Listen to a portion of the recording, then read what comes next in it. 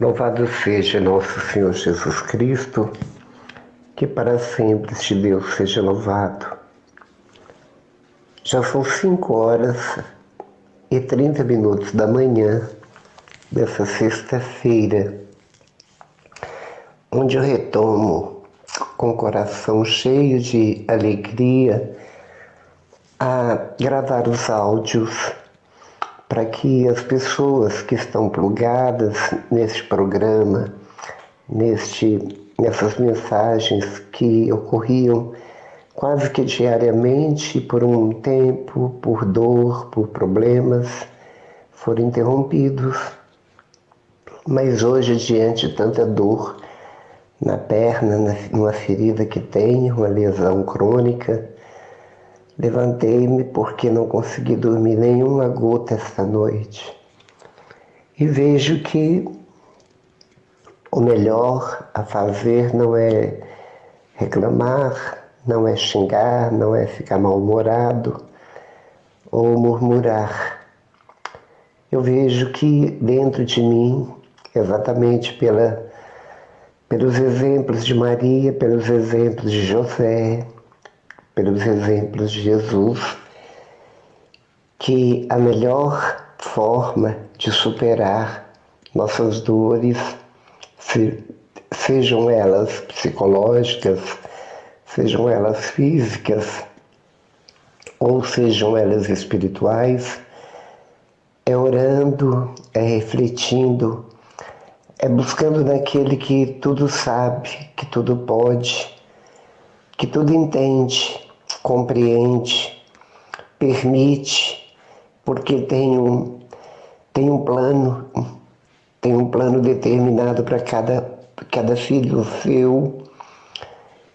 Então a melhor maneira é recorrer a este Deus invisível, a este Deus aparentemente tão distante, mas que na realidade se encontra tão junto, tão perto, e muito mais do que perto, dentro do nosso coração pela fé, porque assim nos fala São Paulo. É pela fé que Deus habita no nosso coração, que Jesus mora no nosso coração.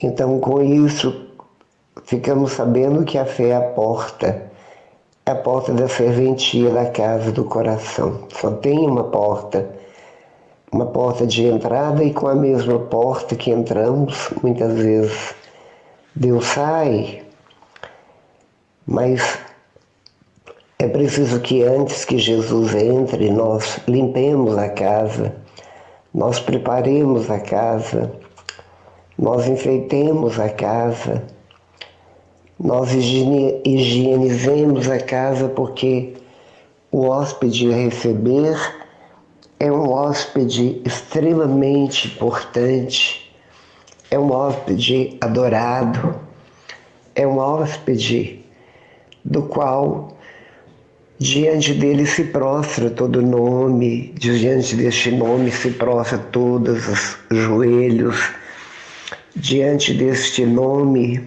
diante deste Deus se dobra até o próprio inferno. Toda corte celestial se prostra, toda corte dos que têm fé, que creem e que têm um amor profundo respondendo ao amor divino, se prostram, se entregam e sabe que não precisa determinar tempo para que viva essa reverência. Ao contrário, é o único tempo que nós aproveitamos. É o tempo que não é perdido, ao contrário, é ganho. É ganho porque já começamos a promover o céu aqui na terra. Quando nós sentimos a presença deste Deus nos acontecimentos diários, quando nós sentimos que temos mãos fortes, quentes sobre nossos ombros, nos estimulando a prosseguir decididamente e, acima de tudo, nos protegendo de todo o mal que se encontra em nossa retaguarda, que se encontra em nossa frente, ou que se encontra sobre nós ou ao redor de nós. São mãos amigas fortes, que é capaz de nos levantar quando estamos caídos.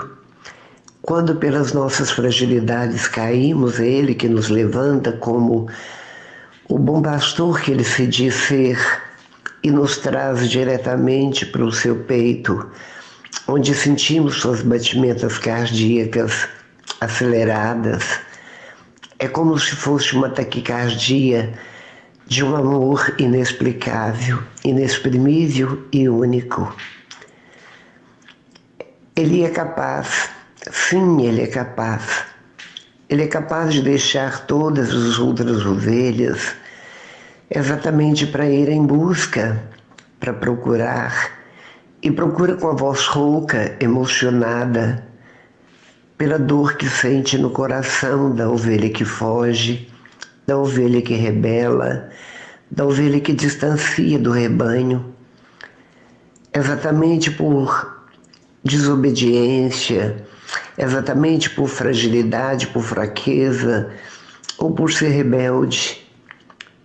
E Ele não pune nem castiga esta ovelha, ao contrário, quando a encontra, coloca no topo de seu corpo, da sua altura, no ápice da sua altura, nos seus ombros, contorna o seu próprio pescoço por trás com o corpinho fragilizado da ovelha, segurando-lhe as patas, e volta cantarolando, alegre, levando de volta para o redil a ovelha que lhe fez e que causou tanta preocupação.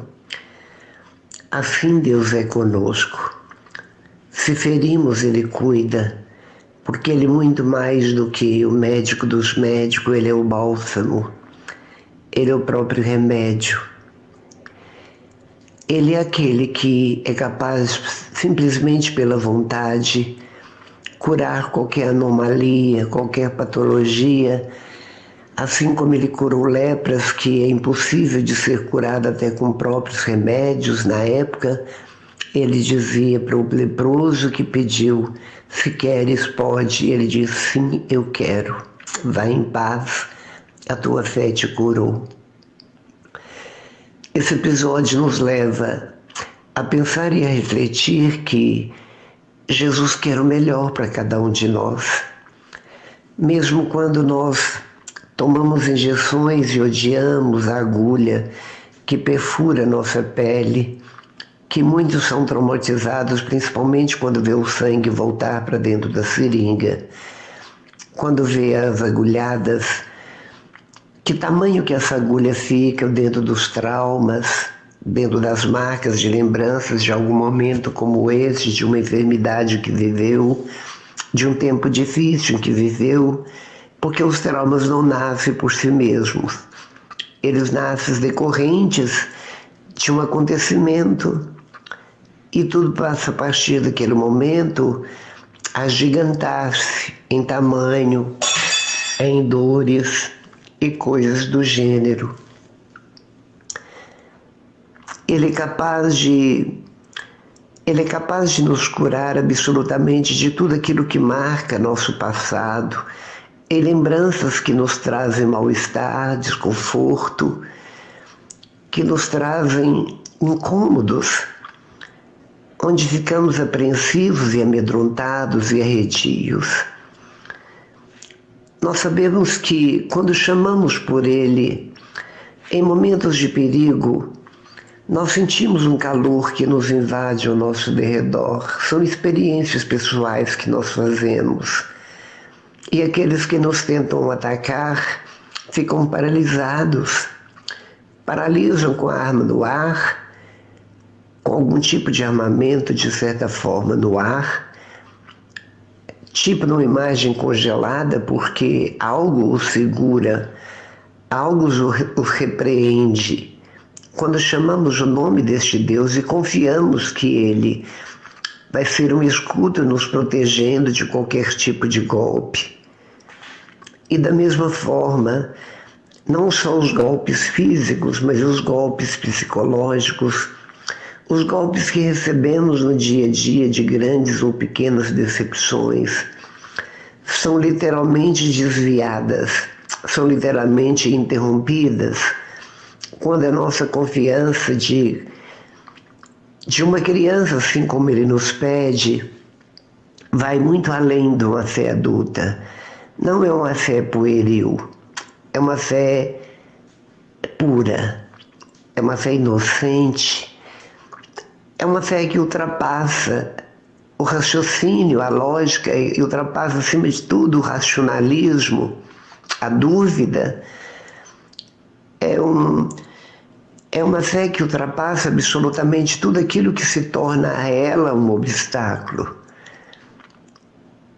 Ser criança, como Jesus nos pede, é ser uma ovelhinha dócil que não distancia da sua voz, não distancia da sua presença, que exala e emana o odor de bondade, de acolhimento, de carinho, onde o próprio farfalhar de suas vestes, da sua veste que chega aos pés, é um barulho familiar, é um barulho de quem se aproxima. É um sentimento que nos invade, porque sabemos que ele não nos ronda como o predador, mas o contrário. Ele nos guarda, é um sentinela, é uma atalaia, vigilante 24 horas por dia. Só chega a dormir quando o dia já vai o sol alto, quando deita na tenda no chão, exatamente para dar oportunidade a todas as ovelhas de repousar em suas cabecinhas, em seu ventre, em seu corpo.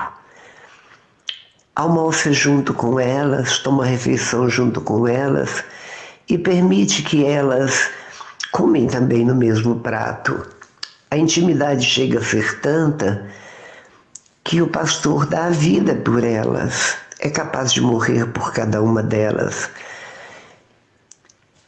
É um amor tão intenso que ele nunca nega nem omite uma tosquiagem bem feita para tirar tudo aquilo que interrompe, desconforta a ovelha numa lã já crescida, atrofiada uns fios com os outros, onde os carrapichos penetram de uma tal forma, de um emaranhado tal que não saem, ou que muitas vezes a bicheira toma conta, ou muitas vezes os predadores que vão entrando como carrapatos e outros fazem com que ela sofra, fazem com que ela se sinta completamente incomodada e perde a liberdade de pastar nas pastagens verdejantes. Ele devolve a paz ao coração de cada uma. Ele chama cada uma pelo nome e elas atendem prontamente. Elas podem estar no meio de um redil, dentro de um redil, cercada de centenas de outras. Quando o seu nome é pronunciado pelo timbre da voz conhecida e familiar do seu pastor, ela fica atenta, levanta a cabeça, o olhar procura e quando encontra, vai vencendo os obstáculos até cheirar o seu proprietário. E aquele proprietário, por ver tamanha obediência, passa as mãos carinhosamente sobre a sua cabeça, sobre a sua lã, sobre o seu dorso, chamando-a carinhosamente pelo nome, e muitas vezes desce num beijo amoroso até a sua cabecinha. É assim a convivência do pastor com as ovelhas. É assim a convivência de Deus conosco. É assim a convivência do Pai conosco, e Ele, exatamente para dividir o trabalho, para dividir o ministério do amor, Ele manda seu Filho ele simplesmente proporciona às ovelhas a presença do seu filho como se ele arrancasse o próprio coração e o inserisse no meio delas. Assim como o próprio Abraão daria vida. Se fosse preciso, ele não tiraria a vida do filho, mas ele daria a vida no lugar do filho. E o pai, ele tira o próprio coração, ele tira tudo de que ele tem dentro de si, que é o filho unigênito, amado, que é nosso irmão mais velho. E ele contempla, ele vê tudo aquilo que Jesus passa na vida terrena, as intempéries, a pobreza, o frio, ou o calor em excesso, ou não ter absolutamente, não porque não tenha disciplina, mas porque não tem onde comer, onde dormir, onde repousar. Às vezes simplesmente um casco de um navio é um doce colchão, um travesseiro, ou um gramado, ou uma areia de praia quente, de uma tarde ensolarada, o lugar de uma casa de um amigo, a casa dos seus amigos, dos seus 3 amigos, Lázaro, Maria, Lázaro, e tantos outros lugares onde ele não tinha o mínimo preconceito, e ele não buscava absolutamente qualidade nas hospedarias que ele buscava, mas buscava os corações que o recebiam com ardor, como grandes anfitriões de alguém que eles sabiam que era o próprio Deus,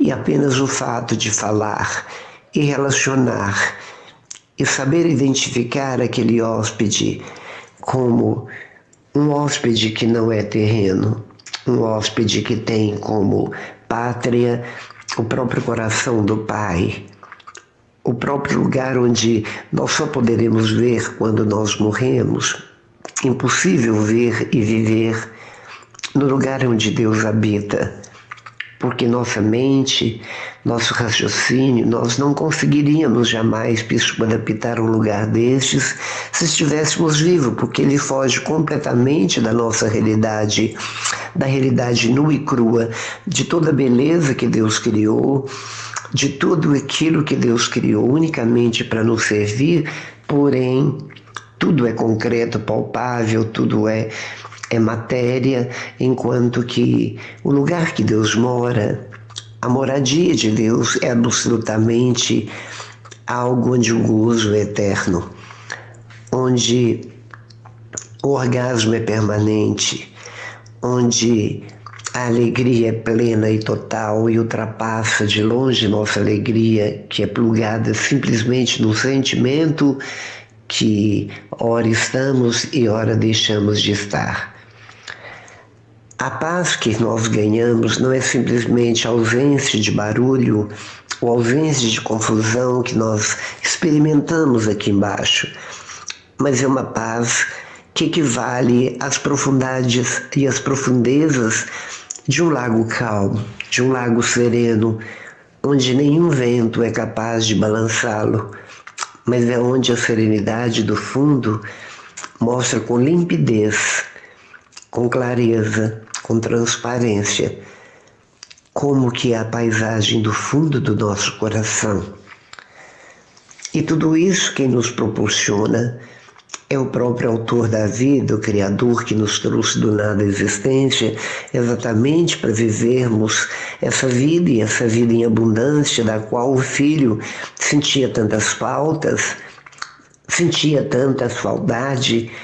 Por isso, o momento em que Jesus buscava exatamente a presença do Pai era nas noites, muitas vezes de lua cheia, ou muitas vezes nas noites sem lua, nas noites completamente escuras, mas ele buscava, ele sabia a luminosidade do caminho, a luminosidade do lugar em que eles marcavam o encontro para entabular diálogos profundos, íntimos, onde eles trocavam carícias e saudade, mas que o tempo ainda não tinha vencido, onde as tarefas, o compromisso de Jesus ainda não havia sido cumprido, e o Pai descia exatamente para confortá-lo, reconfortá-lo, assim como ele confortava e reconfortava e continua reconfortando as ovelhas perdidas, muitas vezes, de Israel,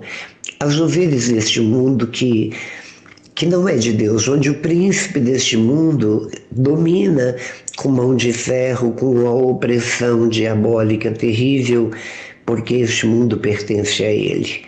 Por isso que os 3 maiores inimigos de nossa espiritualidade é a carne que é insaciável, o mundo que é fascinante e o próprio doador de tudo isso, porque ele dá com a mão e toma com as duas.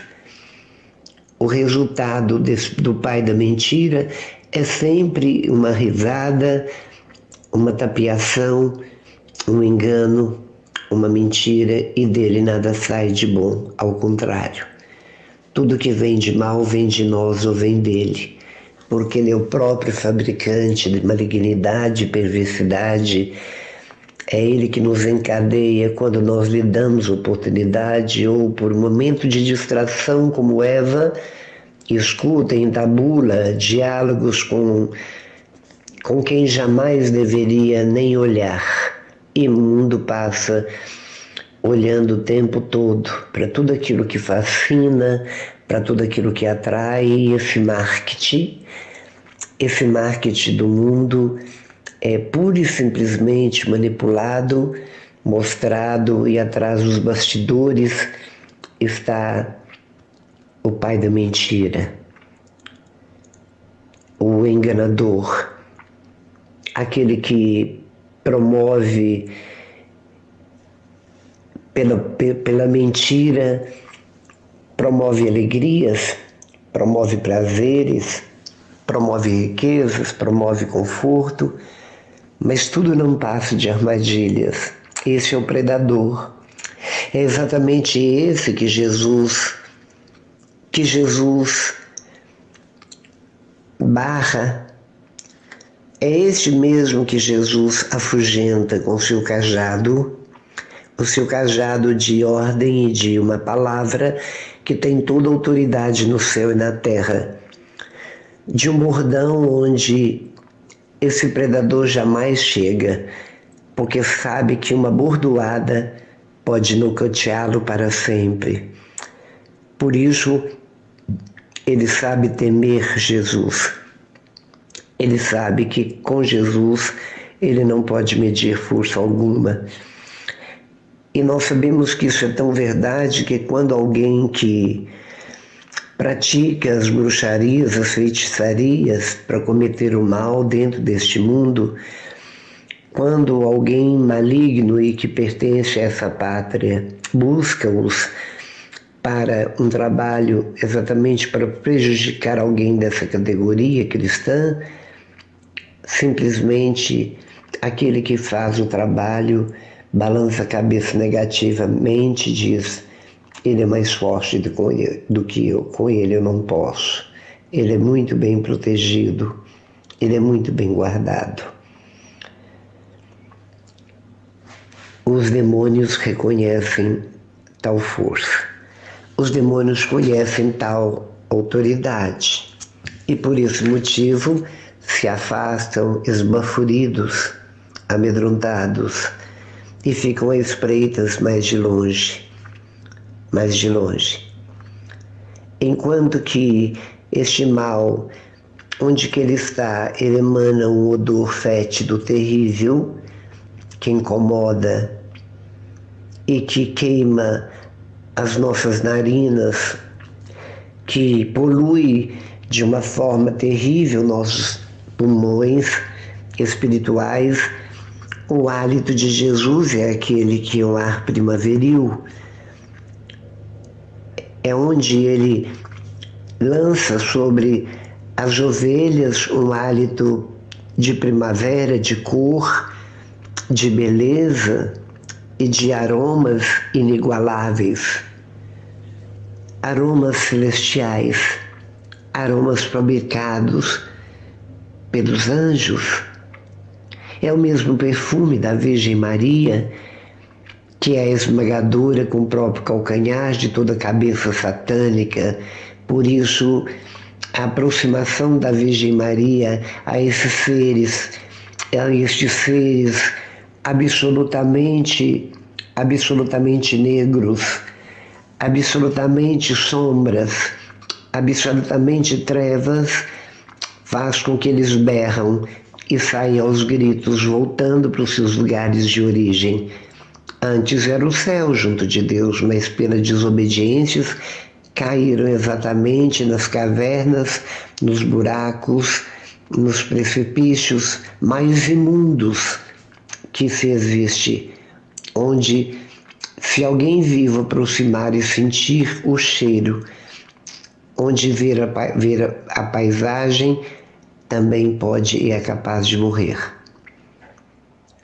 Enquanto que com Deus é o oposto, é o antônimo, não é sinônimo. E tudo isso não é Deus que faz a escolha, porque Ele já definiu tudo desde o princípio. Ele já definiu, Ele já deu as leis, Ele já deu as ordens. Tudo isso compete a nós, assim como o Pai, diante de nós, com as duas mãos estendidas, oferece: queres a vida ou a bênção? A vida ou a morte? A bênção ou a maldição? O fogo ou a água? Oxalá escolhas a bênção, oxalá escolha a água, oxalá escolha a vida, porque se tomares e quiseres o oposto do que vos ofereço, provarás a espada, isso é a morte. Por isso, desde o princípio, no próprio jardim do Éden, já havia proibições e já havia leis. E a desobediência nos levou a caminhar como peregrinos pelo vale de lágrimas que é a terra.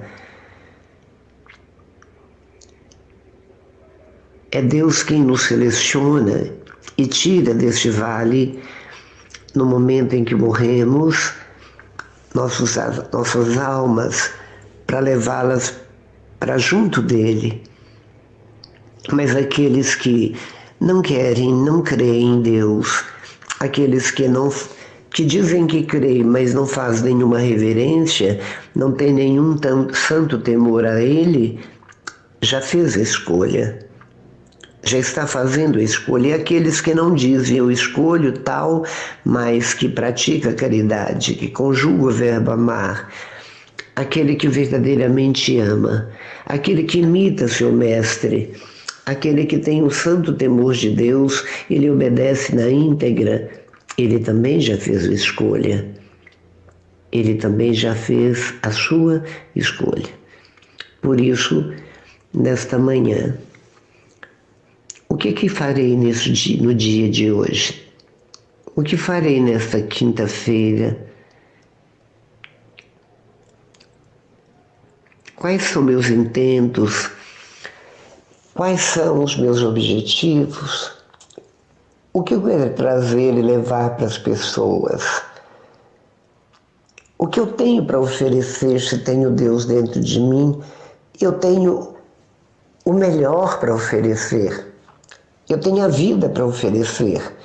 Eu tenho a alegria, eu tenho a felicidade, eu tenho a esperança, eu tenho a fé, eu tenho a graça, eu tenho a salvação para oferecer, porque Deus faz de nós verdadeiros veículos para que nós possamos levar para os lugares mais longínquos, para as almas mais distantes, uma porção generosa daquilo que temos dentro de nós, porque isso é a prática da caridade, é dar Deus aos outros, é dar aquilo que o outro necessita dentro da indigência e na necessidade de uma dignidade da qual Deus propôs para todos e não apenas para alguns.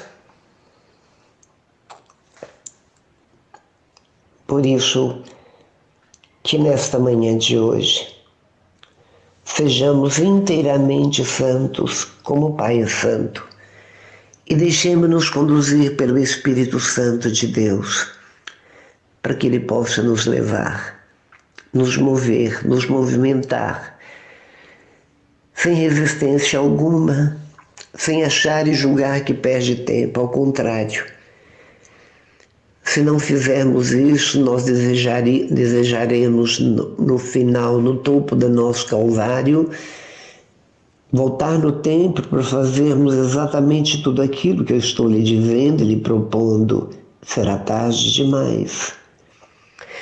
A hora é agora. A hora é neste momento. Jesus tem pressa. Maria foi às pressas. Os tempos urgem. O tempo passa rápido.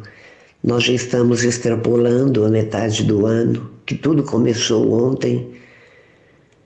E por aí afora nós vemos que o mundo, o sistema está acelerado como uma câmara acelerada, onde um carrossel gira muito mais rápido, onde nós ficamos tontos, onde nós ficamos enjoados, enojados, cansados.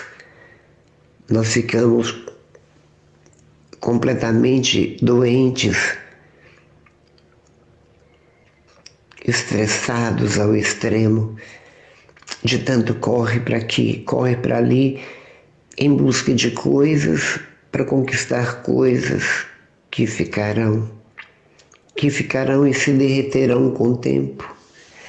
Enquanto que aquele que não tem essa pressa, enquanto que aquele que se ajoelha e se dobra diante do Santíssimo, enquanto que aquele balbucia palavras de criança nas Ave-Marias, nos terços e nos rosários, lentamente, porque não precisamos ter pressa.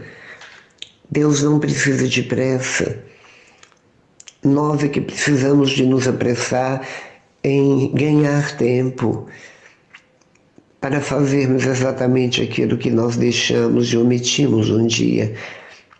Não só para Deus, aquele que está lá em cima, mas para aqueles que estão aqui embaixo e tem pressa, tem fome, tem sede, tem carências, tem sensibilidades, tem desejos, tem sonhos, tem frustrações, tem humilhações, que precisam de colo, de afago, que precisam de carinho, de elogio, de promoções, e precisa, acima de tudo, de dar a eles aquilo que é de mais salutar, o hálito da vida, a palavra de Deus cheia, plugada e recheada de esperança.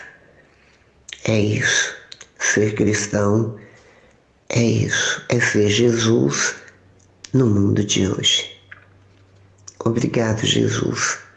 Bendito seja seu nome por tudo aquilo que o Senhor, como mestre dos mestres, nos ensinou.